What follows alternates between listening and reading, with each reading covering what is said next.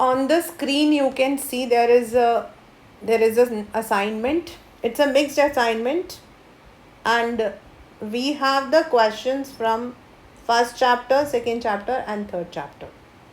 And this is chapter based only, मतलब पहला chapter 1, फिर chapter 2, फिर chapter 3, ऐसे ही होगा.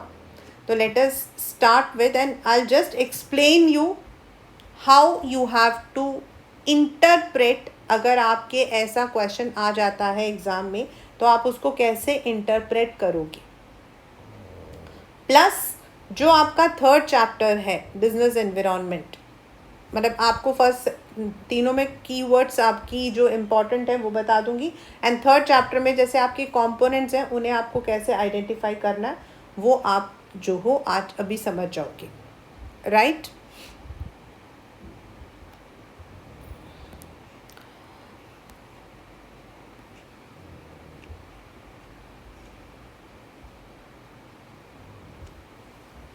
If you see the very first, I have already told, मैंने आपको एक चीज़ हमेशा बताई हुई है और वो ये है कि इन द बिजनेस स्टडीज़ आपको हमेशा कुछ कीवर्ड्स को लर्न करके रखना है. मतलब ये आपके दिमाग में हमेशा रहना चाहिए कि अगर मेरा जो क्वेश्चन है इफ़ इट इज़ आइडेंटिफाई तो what I need to do, if it is state then what I have to do, and अगर वो एक्सप्लेन एलॉबरेट ऐसा है तो मुझे कैसे लिखना है. तो आइडेंटिफिकेशन में आपको सिर्फ वो टर्म या फिर वो आंसर जो है वो आपको बताना होता है. It may be a one sentence और it may be one word also. In wherever there is a question जहाँ आपका स्टेट लिखा है आपको डेफिनेशन देना होता है. And last but not the least अगर लिखा है एक्सप्लेन एलॉबरेट ऐसे वर्ड्स हैं तो आपको उसको प्रॉपर एक्सप्लेनेशन देना है. And in the proper explanation even if it is not asked, आप जो हो if there is a need of any kind of definition तो आप उसको भी लिखोगे. उसके बाद उसको step by step you have to make step by step आपको एक्सप्लेन करो. If the question is of 3 marker, आप directly you can explain.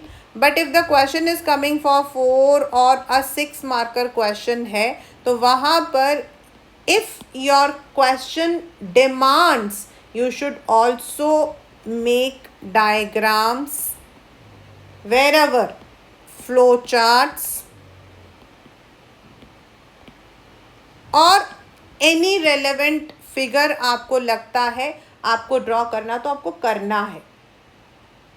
तो ये आपके दिमाग में दिस मतलब कि ये जो चीज़ें हैं this should be always there. आपके दिमाग में ये बातें शुरू से पहले दिन से अब आपके दिमाग में ये बात आना चाहिए कि how I have to pursue the question. ठीक है. तो अब हम लोग चलते हैं अपने रिवीजन के अंदर. हमारा है आइडेंटिफाई. मैंने वर्ड्स ऊपर लिख दिए थे इसीलिए ही यहाँ ऑलरेडी मैं लिख चुकी हूँ. And state the force that binds all other functions of management. अब ये जो क्वेश्चन है मैंने इसे 2 तरीके से दिया है. I have given it in 2 ways. The same question but 2 different ways. दूसरा क्वेश्चन है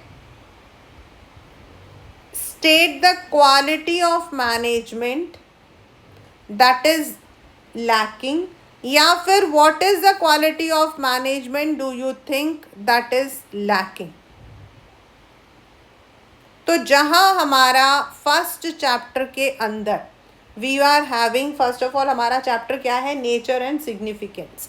तो पहला हमारा है डेफिनेशन,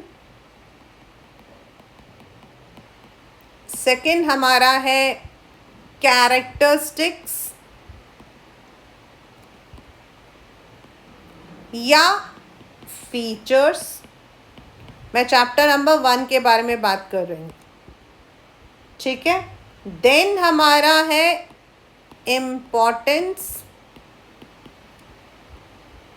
देन हमारा है first, second, third importance, then fourth is nature यानी कि साइंस, प्रोफेशन और आपका आर्ट।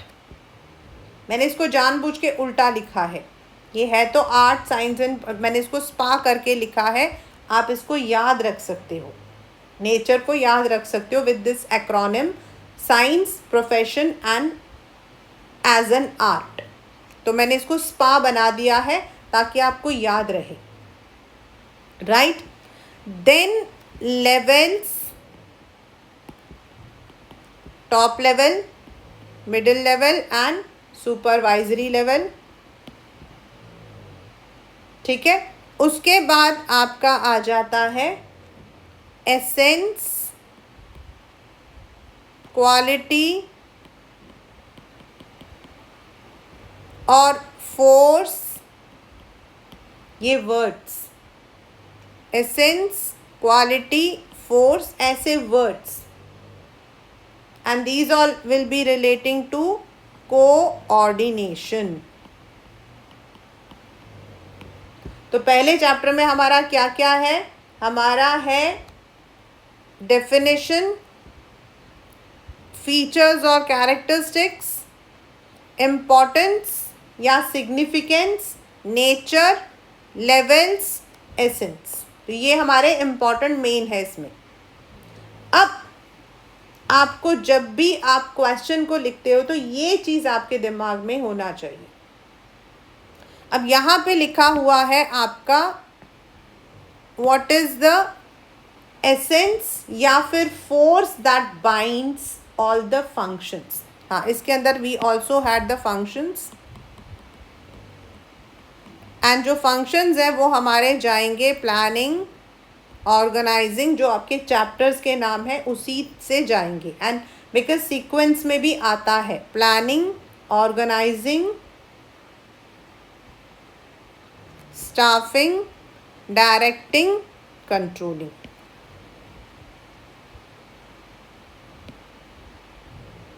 तो ये आपके 5 चैप्टर्स हैं, तो उन्हीं के नाम पे आपके फंक्शंस भी होंगे।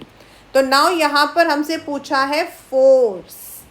तो फोर्स हमारा क्या है, डेफिनेशन है, कैरेक्टर है, इम्पोर्टेंस है, नेचर है, लेवल है, एसेंस है, इट इज़ कोऑर्डिनेशन। तो इसका आंसर हमारा आ गया कोऑर्डिनेशन, और यही आंसर इसका भी है, कोऑर्डिनेशन। नाउ इस वाले में उन्होंने आगे भी पूछा है, explain briefly what steps the company management should take to bring the company back on track। तो पहले हमने क्वेश्चन को पढ़ लिया, अब हम इसके आंसर को ढूंढेंगे।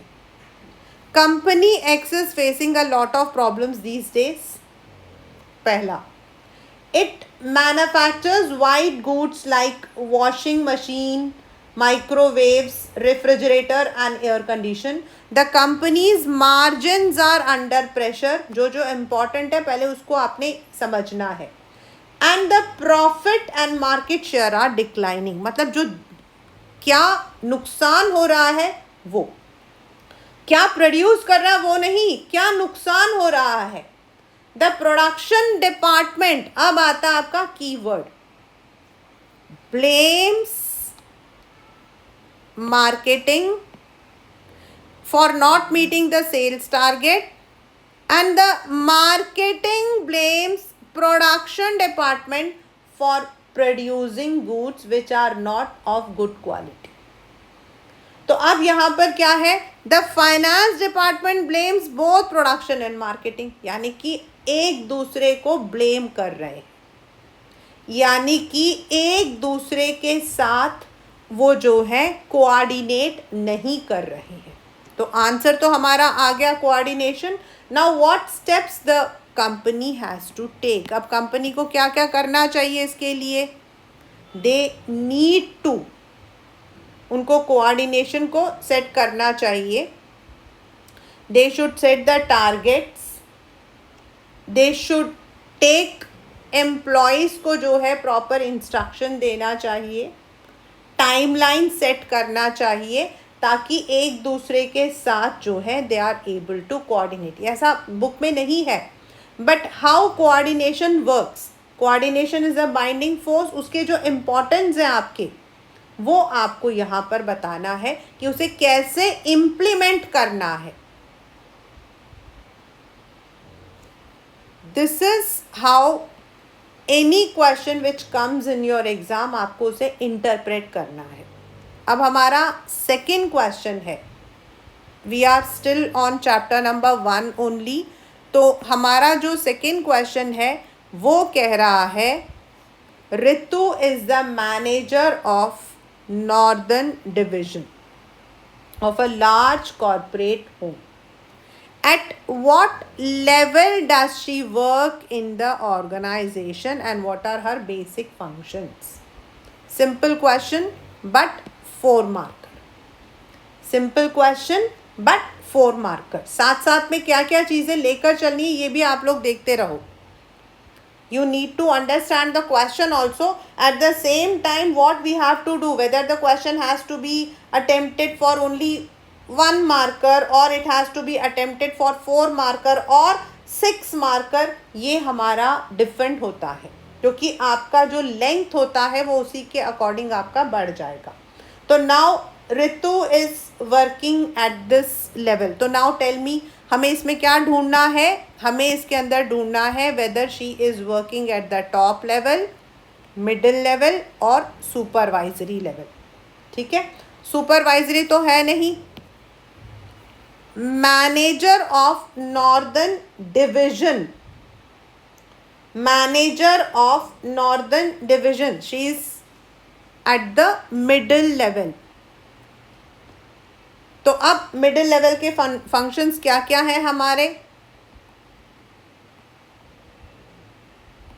उनको जो टॉप लेवल फंक्शन वो पॉलिसीज बनाते हैं उन्हें इंटरप्रेट करना पड़ता है. मिडिल लेवल बीच का है, उसको यहाँ से इंटरप्रेट करके यहाँ पहुँचाना पड़ता है. उसको अपने नीचे जितने लोग काम कर रहे हैं, जितने डिपार्टमेंट उसके नीचे हैं, उनको कोऑर्डिनेट करना है. तो she has to understand the policies set up by top level. एक काम उसका ये हो गया. अब हमारा क्वेश्चन कितने नंबर का है? 4 नंबर का. ठीक है, तो हमने पहला बता दिया, मिडिल लेवल हमारा आंसर आ गया था, 1 मार्कर हमारा उसमें आ गया. अब हमारे 3 बेसिक हम फंक्शंस बता सकते हैं. She has to bridge a gap between top and supervisory level. She और he has to motivate the employees working under her, उसके नीचे जो लोग काम करते हैं उनको. Then coordinate the different activities या different functions of different department under. इनमें से कोई भी आपको 3 लिखने हैं. आप 3 की जगह 4 लिख सकते हो, बट 3 की जगह 2 नहीं लिखोगे. समझ आ रहा ना? 3 की जगह 4 लिखोगे, कोई प्रॉब्लम नहीं है. 6 मार्कर का क्वेश्चन है, 7 पॉइंट्स लिखोगे, कोई प्रॉब्लम नहीं है. लेकिन 3 की जगह 2 नहीं लिखोगे. So you have to write. So this is the second question which we have solve. तो सबसे पहले आपको उस क्वेश्चन के अंदर धीरे धीरे करके स्टार्ट करना. नाउ द नेक्स्ट कम्स, अब हमारा 4th क्वेश्चन है. If you see 4th question हमारा इज प्रिंसिपल्स ऑफ मैनेजमेंट, यानी कि ये हमारा चैप्टर 2 है. आप लोग इसको बहुत सिंपल, इसमें अपने फेमस प्राइम मिनिस्टर लिख सकते हो, POM, that is prime minister's office. तो it is principle of management. Now principle of management में अब हमारे पास क्या क्या है? पहला, दिमाग में पहले आप लोग जो हो रिकलेक्ट कर लो. हमारा प्रिंसिपल ऑफ मैनेजमेंट का डेफिनेशन है कि भाई ये क्या होते हैं. They are the general guidelines.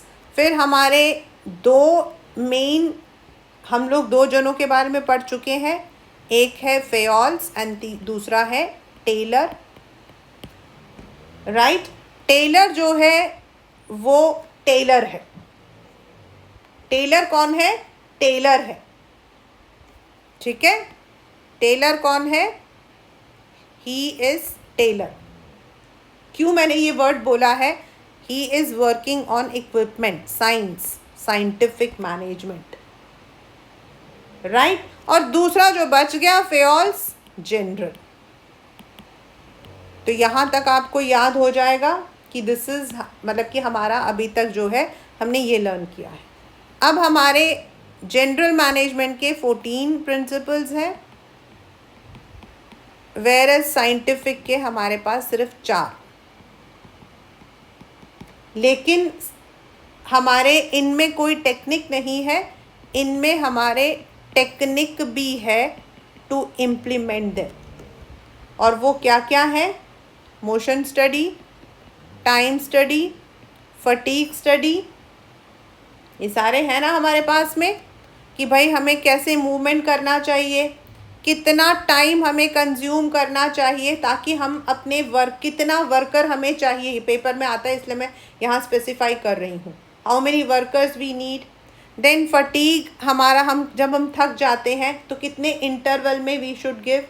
Then जो हमारे डिफरेंशियल पेस वेट सिस्टम है वो आपको यहाँ पर इनका टेक्निक भी आएगा। अब ये दिमाग में आ गया। अब हम लोग चलते हैं towards what we call as question. अब पहले हमें क्या करना है?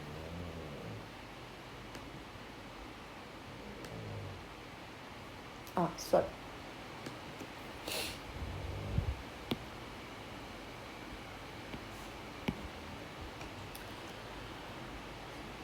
Name the principle of management followed by weights. अब हमने क्या बोला था? मैनेजमेंट ये है और ये हमारा साइंटिफिक मैनेजमेंट है, तो हमें यहाँ पे मैनेजमेंट का बताना है। तो question is, Sanak Lal and Gagan started their career in Wales Limited, a printing press, after going through a rigorous recruitment process. ठीक है? Since they had no prior work experience, the firm decided to give them 1 year to prove themselves. अब यहाँ पर है principal of management, ठीक है। अब आपको वो जो प्रिंसिपल्स हैं हमारे, उनको याद रखना है। प्रिंसिपल्स ऑफ मैनेजमेंट में यहाँ पे लिखा 1 साल अपने आप को प्रूव करने के लिए उनको दिया गया। अब बच्चे, अगर यहाँ पर देयर आर, इसी क्वेश्चन को हम साइंटिफिक मैनेजमेंट में भी लेके जा सकते हैं, but we are not taking. तो अगर ये साइंटिफिक मैनेजमेंट होता तो यहाँ पर जो वर्ड हमारा है रिगोरस प्रोसीजर, वो काम आता, क्योंकि उसमें लिखा है कि जब आप किसी भी इंसान को रिक्रूट करते हो तो you need to go through a proper procedure. लेकिन यहाँ हमारा principle of management, that means हमें यहाँ जनरल मैनेजमेंट का प्रिंसिपल बताना। तो जनरल मैनेजमेंट में हमारा प्रिंसिपल है कि किसी को भी नौकरी से आपको तुरंत निकालना नहीं चाहिए। You should not take anyone immediately out of the job. ऐसा किस में बोला है? जो मैं बोल रही हूँ वैसा नहीं बोला, लेकिन ऐसा किस में बोला है? जहाँ बोला गया है कि उनको एक मिनिमम पीरियड दो ताकि वो अपने आप को प्रूव कर सके, एंड दैट इज आपका स्टेबिलिटी ऑफ पर्सोनल। जो स्टेबिलिटी ऑफ पर्सोनल है उसके according the management should give appropriate time to prove themselves. ये मतलब ये हमेशा रहता है, even though it is not written in this way, आपके बुक में ऐसा नहीं लिखा है, लेकिन जो इसका मीनिंग होता है वो यही होता है कि we need minimum time to prove ourselves. For example, I had, मतलब मेरी एक स्टूडेंट है, मतलब she is not right now my student, but she joined a firm, उसने एक फर्म को ज्वाइन किया. अब प्रॉब्लम क्या है कि मैंने उसको समझाया था कि 6 मंथ्स हमारा होता है प्रोबेशन पीरियड. तो जो ये प्रोबेशन पीरियड होता है ना, this is where you are learning, where you are given the training. तो ये जो 6 मंथ्स है ना, this is what we call as stability of personnel. यानी कि उस 6 महीने के दौरान आपको निकाल सकते हैं, बट आपको प्रूव करने का टाइम दिया जाता है. तो हर कंपनी में ये एक रूल होता है, किसी में 6 मंथ्स, किसी में 1 ईयर, इट डिपेंड्स. तो यहाँ पर हमारा क्वेश्चन है कि the firm decided to give them 1 year. तो दिस इज आपका स्टेबिलिटी ऑफ पर्सोनल. अब आपको यहाँ पर क्या करना, नेम द प्रिंसिपल. तो ये 1 मार्कर क्वेश्चन है और आपको सिर्फ नेम करना, तो आपको सिर्फ इसको लिखना था. लेकिन अगर यही क्वेश्चन आपका नेम एंड स्टेट होता, तो then you have to define it. And according to, अब जब आप ऐसे कोई भी क्वेश्चन को लिखोगे, ऐसे कोई भी क्वेश्चन को आपने स्टेट में लिखना है, say you have to write, how you will be writing it, stability of personnel. आप पहले इसको अंडरलाइन कर दो या फिर बड़ा बड़ा लिख दो in what you call as capital letters में लिख दो. और उसके बाद अकॉर्डिंग टू, अब ये किसका प्रिंसिपल है, फेयोल का. अकॉर्डिंग टू फेयोल, फिर इस प्रिंसिपल को स्टेट करना है. आपको इसको स्टेट करना है कि to ensure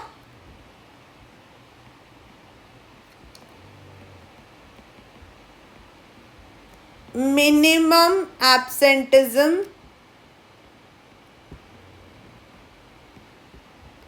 the principle of stability, यानी कि वो क्या है, should be followed. According to him, the employees should be given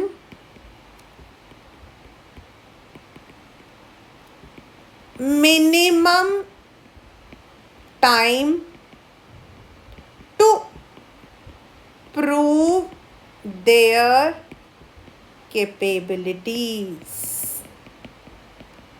मतलब उनको तुरंत नौकरी से नहीं निकालना चाहिए, नहीं आता चलो जाओ भाई, ऐसा नहीं होना चाहिए. There should be a minimum period, that is stability of personnel. तो आपको इस क्वेश्चन को ऐसे अटेम्प्ट करना. अगर आइडेंटिफाई था तो आपने सिर्फ आइडेंटिफाई किया, लेकिन यहाँ पर अगर स्टेट है तो आप उसको जो हो बताओगे. एंड अगर उसमें लिखा है quote from the lines, quote from the passage, तो फिर आपको जो ये वाला जो लाइन है, the firm decided to give them, यहाँ पर ऐसे लिखोगे कोट, फिर उसके बाद द फर्म डिसाइडेड, ऐसे करके इसको पूरा कर. So this is how this kind of question has to be done. अब again, if you see the question, principles of management out of 14, यानी कि फेयोल्स का, and then explain these principles and what steps the company should take in relation to above principle to restore the company to its past glory. तो यानी कि ये तीनों जो question है, they are from principles of management, not from scientific. ठीक है, तो let us now move to the question. पहले हमने आइडेंटिफाई कर लिया, अब हमारे को इस चैप्टर, इस वाले में क्या क्या करना है, हमें आइडेंटिफाई करना है प्रिंसिपल्स, उन्हीं को एक्सप्लेन करना है और उसी से रिलेटेड हमें स्टेप्स लिखने हैं. ठीक है, तो चलिए now let us start. Mohanta Limited was engaged in the business of food processing and selling. ये हमारे लिए ज़रूरी नहीं है, जो इम्पॉर्टेंट होगा वो हम देखेंगे. Lately the business was expanding due to good quality and reasonable prices. Also, with more people working with the market, it was increasing. New players, अब यहाँ पर देखो, new players were coming to cash on the new trend. In order to keep its market share, the company directed its existing workforce to work overtime.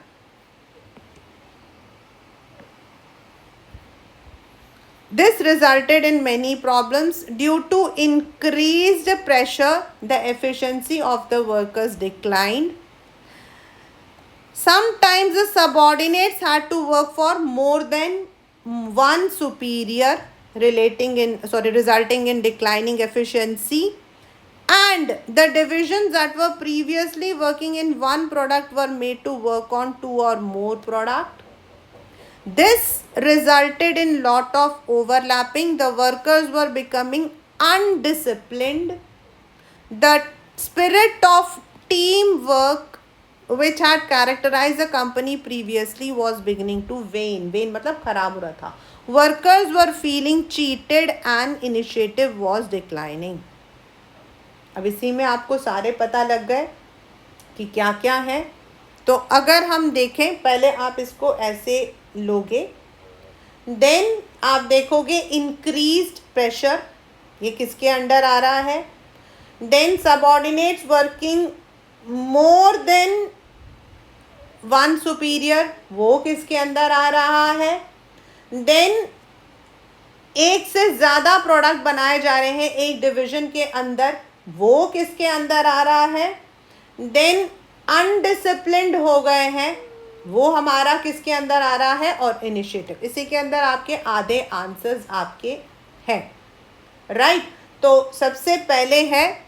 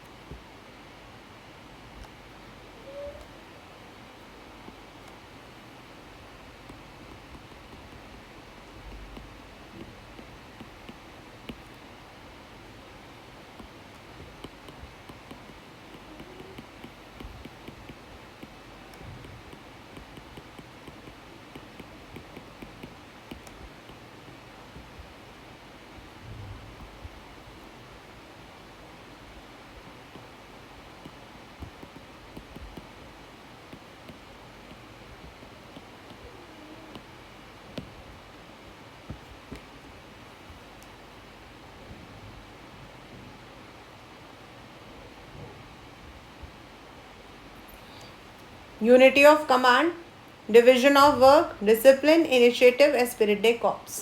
Already words are given और आपको पहले इसे लिखना है.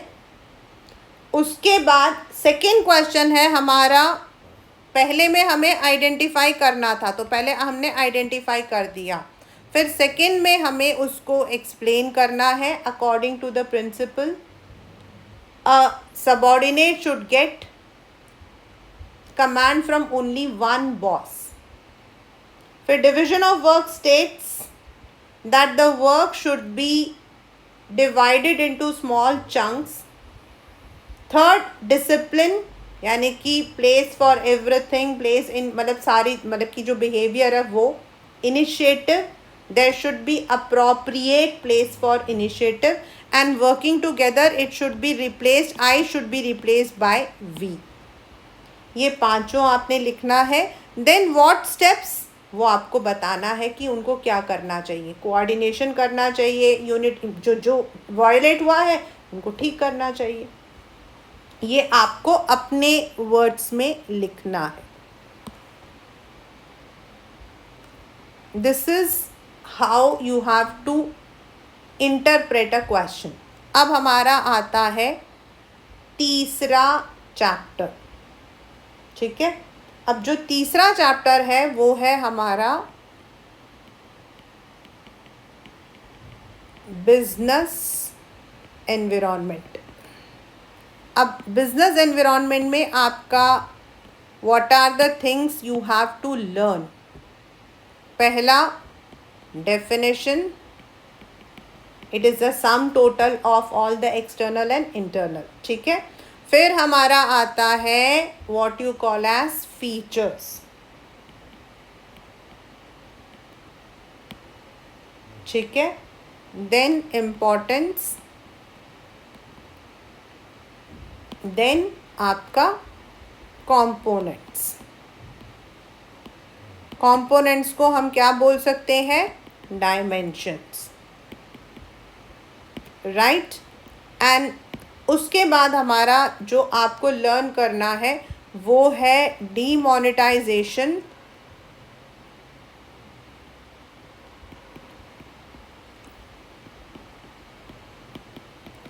इन सम एरियाज. अभी paper हुआ था तो ये वाला क्वेश्चन आया था, तो I have taken it, this economic changes, that is LPG. वैसे तो it's not that much important. So now let us come to all definition. you know, definition आपको पता है कि all the sum total of external and internal force is called as business. अब features को हम कैसे learn करेंगे? features को हम कैसे learn कर सकते हैं? याद नहीं होगा हमें features, तो कैसे करेंगे? सोचो कोई तरीका. तो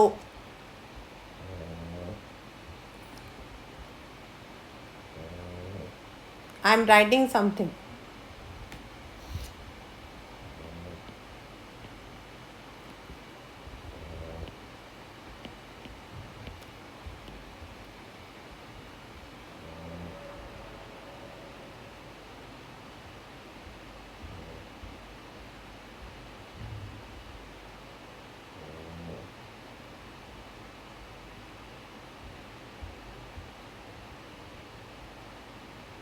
DUCTISR, राइट. दिल्ली यूनिवर्सिटी का cut off is so rich. आप ऐसे लर्न कर सकते हो, यू कैन यूज दिस, आप याद रख सकते हो कि जो दिल्ली यूनिवर्सिटी है उसका जो कट ऑफ है वो बहुत ही इज वेरी रेयर, रिच, ऐसा कोई वर्ड आपको जो एकदम से तुरंत याद रहता है वो लर्न कर सकते हो. Now why we have used is D stands for dynamic, U stands for it is dynamic, it helps in understanding, it is uncertain, it is C stands for, ऐसे करके आपने लर्न करना है. तो आप क्या करोगे? You will learn the acronym. आप इसके एक्रोनिम को लर्न करके रखोगे. एंड देन मतलब जैसे R stands for relative, R stands for relative. तो और उसके बाद आपके पास जो क्वेश्चन आते हैं, अगर वो क्वेश्चन आपका फीचर से आएगा तो you can use them and then interpret the question कि whether it is dynamic, dynamic मतलब जो बहुत चेंज होता है, whether it is uncertain. dynamic और uncertain जो है दोनों आपके co-related हैं. dynamic and आपका जो uncertain है वो co-related है. कैसे? dynamic का मतलब क्या होता है? जो हमेशा चेंज हो जाता है. and it is uncertain क्योंकि हमें नहीं पता है कि when it will change, वो कब चेंज होगा ये तो हम नहीं जानते हैं. डू वी नो कि कब फैशन चेंज हो जाएगा? एनीवन न्यू कि कब लॉकडाउन हुआ था या लॉकडाउन कब हटेगा? We never knew, right. तो हमें नहीं पता है, तो they are correlated. Then third is complex.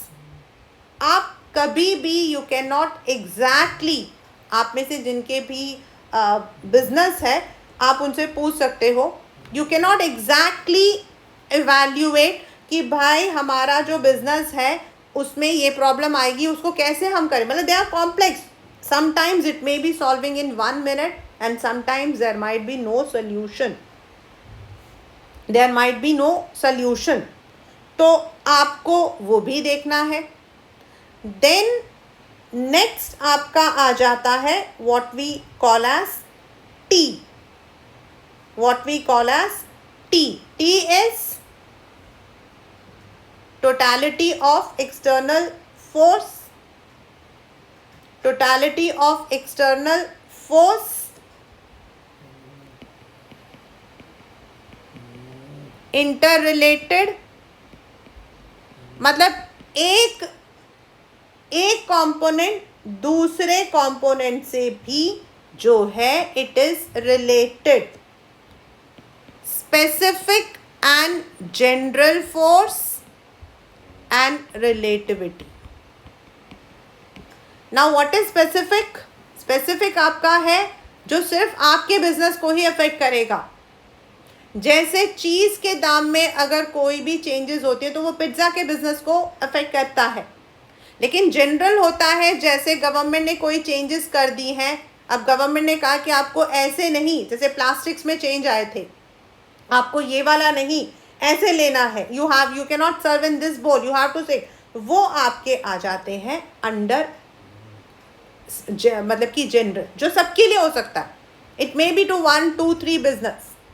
And relative, it is from zone to zone, from region to region and from country to country. इसका याद रखना, मैकडोनाल्ड का जो मेनू होता है that is very different from what you are having, what Pakistan is having, what Sri Lanka is having, what Singapore is having. क्योंकि आपका south Asia में आपके जो है सी फूड ज़्यादा होते हैं, where as in Pakistan you have the आपके मटन वगैरह ज़्यादा होते हैं। In India it is more related to potatoes. तो रिलेटिव इसको बोलते हैं। ये एग्जाम्पल्स अपने दिमाग में रखना है आप लोगों को, ये दिमाग में आपको रखना है। राइट नाउ आता है आपका इम्पोर्टेंस। क्यों चाहिए हमें क्यों ज़रूरत पड़ती है।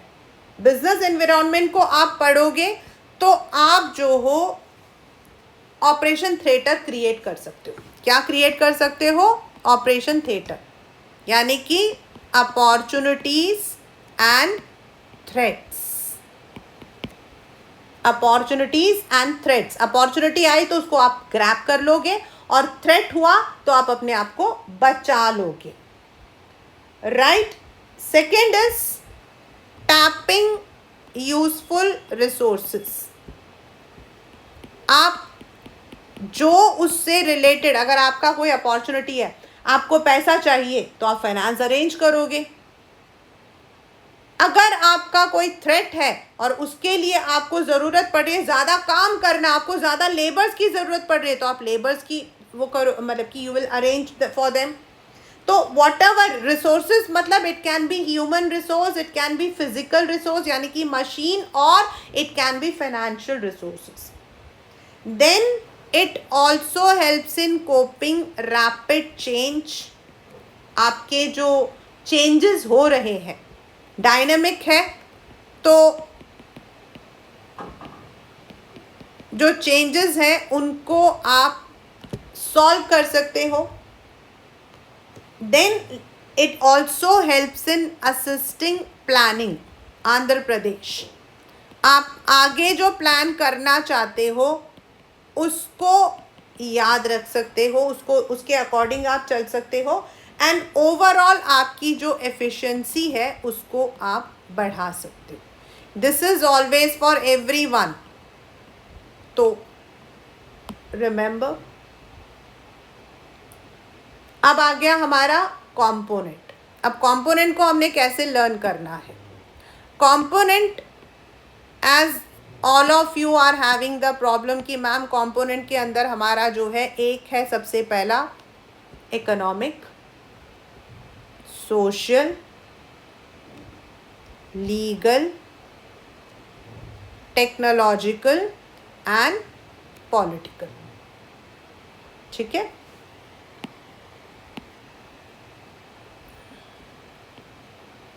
इकोनॉमिकल,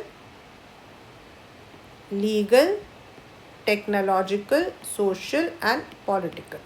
किसी भी उसमें लर्न कर लो, कोई प्रॉब्लम नहीं है। प्रॉब्लम है ये है क्या, ये है क्या। अब मैं आपको 3 सेंटेंसेस दे रही हूँ, ध्यान से देखिएगा।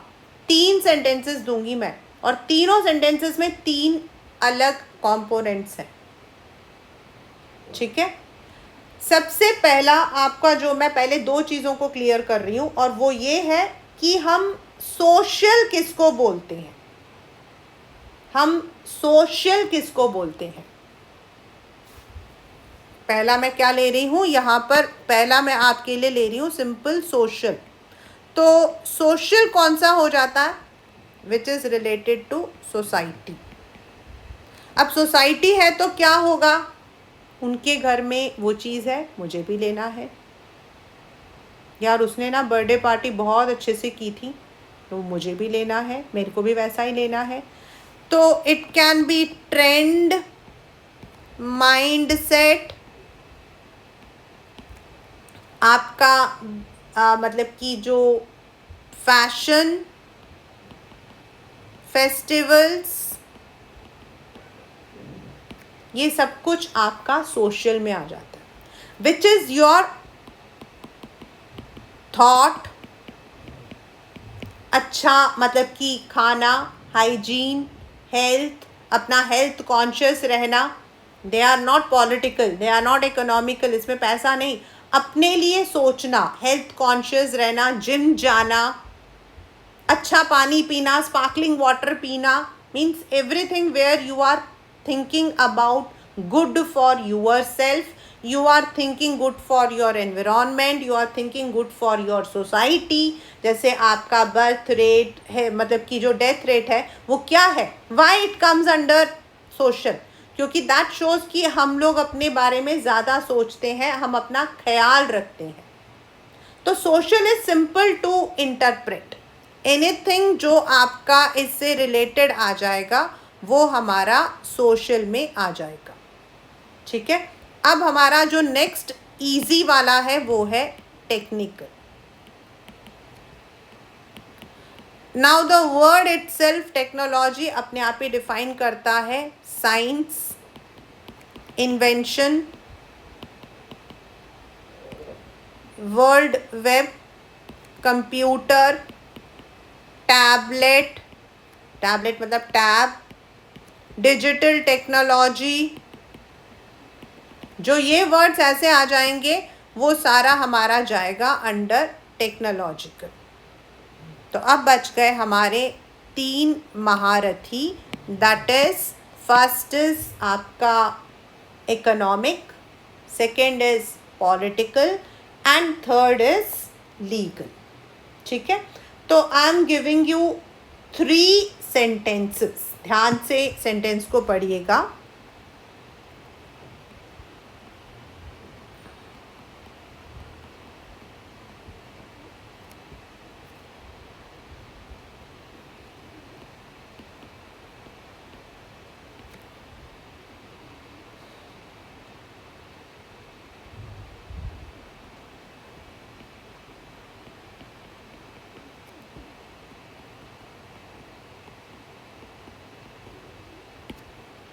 फर्स्ट सेंटेंस,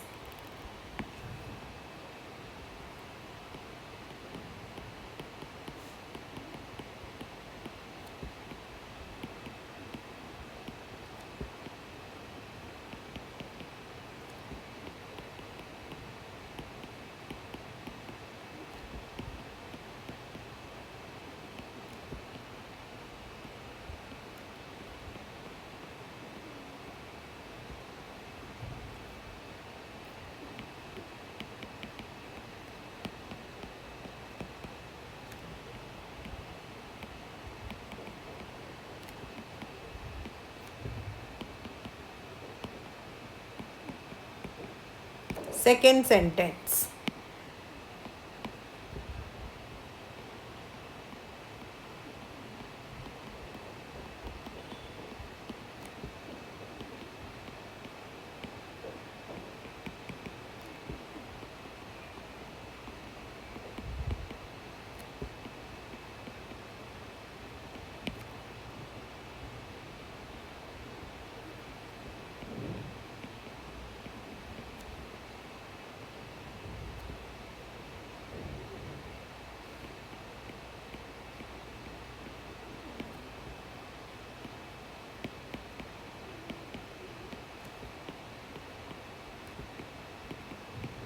थर्ड सेंटेंस,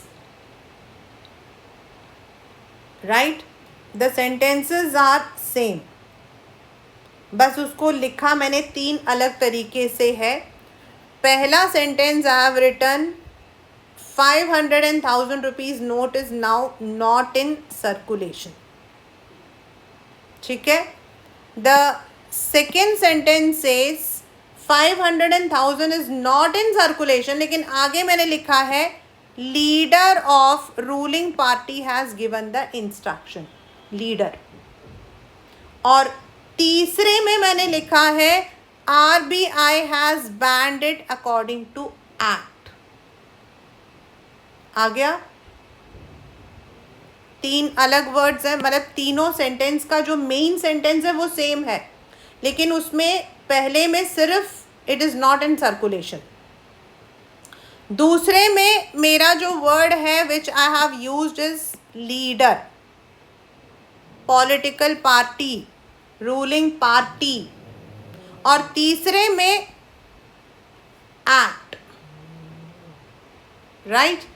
तो जो हमारा पहला आया that is economic, why?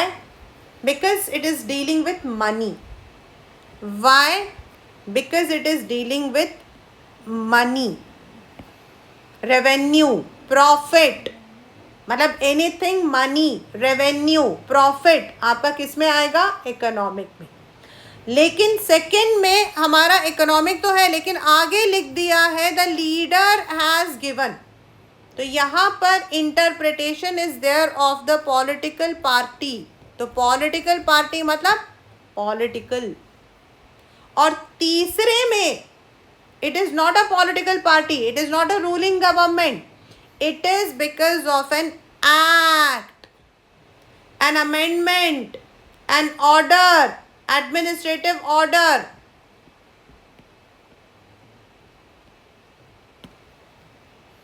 Sentence same थे, लेकिन जब उसके अंदर हमने ऐड ऑन किया, जब हमने ऐड कर दिया रूलिंग पार्टी, पार्टी मतलब लीडर, पार्टी, ये किस में आ जाएगा? पॉलिटिकल।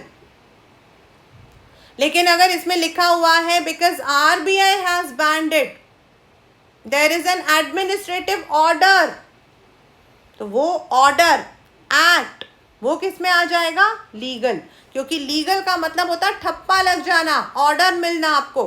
एक्ट हो गया है, जैसे company act, wages act, factory act, तो उस एक्ट के अकॉर्डिंग हमारा जो है अब हम सर्कुलेट नहीं कर सकते हैं।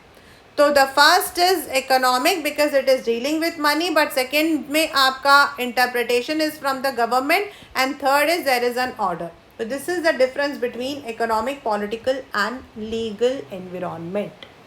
किसी भी चैप्टर में, किसी भी क्वेश्चन में अगर आपका ये वाला आ जाता है तो आपको इसे ऐसे इंटरप्रेट करना है।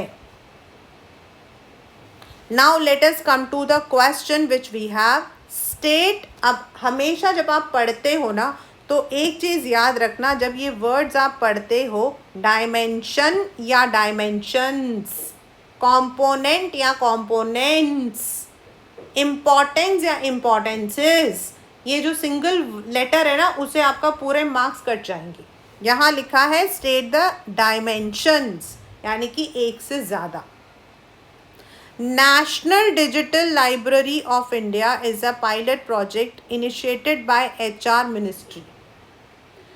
It works towards developing a framework of virtual repository of learning. Virtual is coming under आपका टेक्नोलॉजी, वर्चुअल लर्निंग आपका जो आप अभी कर रहे हो, जो आप मेरे साथ अभी कर रहे हो, that is virtual learning, sitting on the computer. Then with a single window search, it provides support to all academic levels, lifelong researchers and different disabled learners free of cost. State the dimensions. अब आप इसको ध्यान से देखो, यहाँ पर आपको कोई पैसों से रिलेटेड कुछ नज़र आ रहा है, आप यहाँ पर अपने साथ में KBC खेल लो, अपने साथ में KBC खेल लो,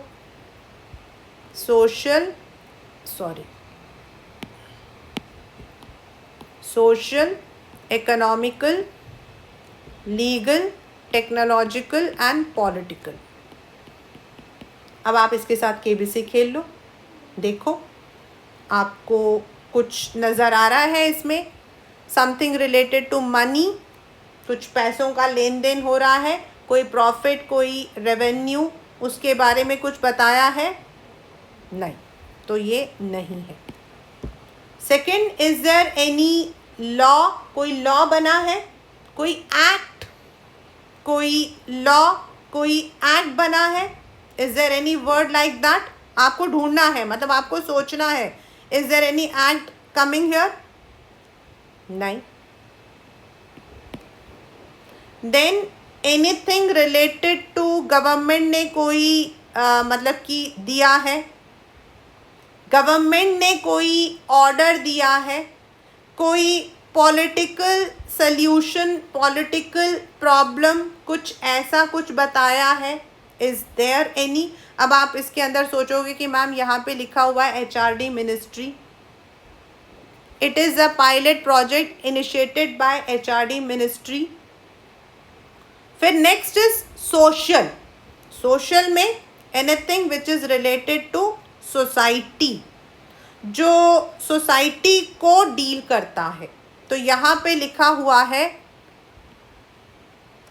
डिफरेंटली डिसेबल्ड पीपल, उनके लिए जो है किया जा रहा है, उनके लिए किया जा रहा है।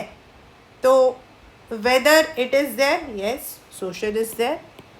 एंड नेशनल डिजिटल लाइब्रेरी, तो डिजिटल इटसेल्फ इज टेक्नोलॉजिकल, तो टेक्नोलॉजिकल भी है। तो यहाँ पर हमारा जो दो है वो है एक सोशल और दूसरा टेक्नोलॉजिकल। पॉलिटिकल यहाँ पे डायरेक्टली इन्वॉल्व नहीं है, इट्स एन इनिशिएटिव, उन्होंने बोला है, but it is not, it has been announced. तो यहाँ पर हमारा जो है first is social, that is sorry first is technological and second is आपका सोशल। ऐसे आपको इसे ढूंढना है। The last question in this assignment is what economic changes were initiated by government of India? ये वैसे तो नहीं आएगा इसलिए I am leaving, but I want कि आप लोग डीमोनेटाइजेशन को आप कैसे लर्न कर सकते हो?